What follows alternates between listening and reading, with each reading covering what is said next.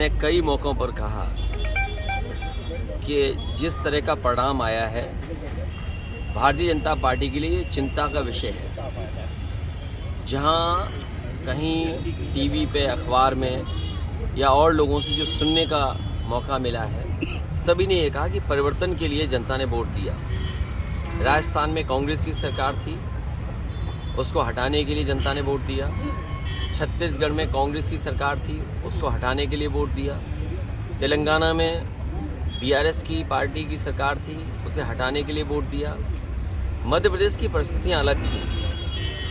समाजवादियों को भी साथ लिया होता या अन्य दलों को साथ जोड़ा होता तो परिणाम मध्य प्रदेश का भी परिवर्तन का होता। जितने भी लोग हैं जिन्होंने भी उसकी समीक्षा की है चुनाव की, उन्होंने कहा कि जनता परिवर्तन चाहती थी और कुछ योजनाओं को लाभ पहुंचा, इसलिए सरकारें बनी। तो ये सबसे बड़ा चिंता का विषय है भारतीय जनता पार्टी के लिए, क्योंकि जब दिल्ली का चुनाव होगा तो जनता एक बार फिर परिवर्तन के लिए वोट देगी। आज हम और आप वहाँ बैठे हैं, खड़े हैं कन्नौज में।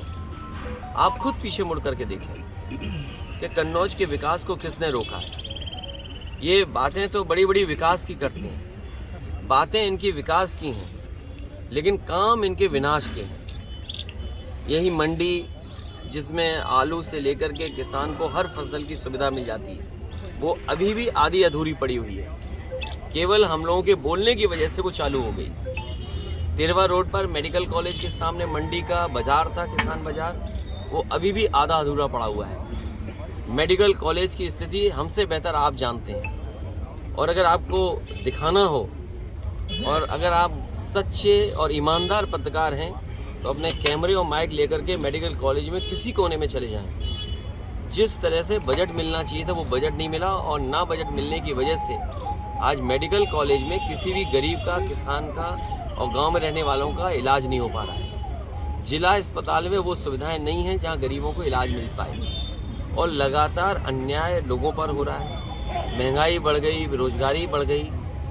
आप कन्नौज में बताइए, क्या कोई कारखाना लग गया? क्या उद्योग कोई आ गया?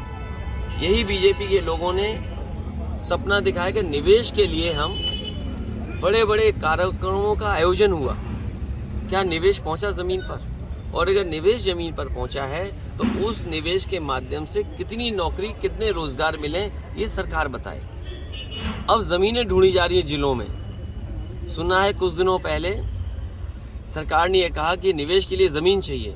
जो सरकार 2 साल होने वाले हैं, अगर निवेश के लिए ज़मीन नहीं ढूंढ पाई है तो निवेश होगा कहाँ पर? आपके ज़िले में भी कहीं ना कहीं ज़मीन चिन्हित करने की कोशिश की होगी। तो बताइए, निवेश के लिए ज़मीन ढूंढ रहे हैं, और जो निवेश के लिए सब कुछ तैयार है वो आधा अधूरा पड़ा हुआ है। एम्बुलेंस इन्होंने बर्बाद कर दी, पुलिस को बेईमान इन्होंने बना दिया। अभी मैं आया हूँ, कई लोगों ने मुझे जानकारी दी कि पुलिस किस तरह अन्याय कर रही है उनके साथ। यहाँ बैठे लोग हैं, राजेंद्र हैं, बैठे हैं, इनके साथ कितना अन्याय हुआ।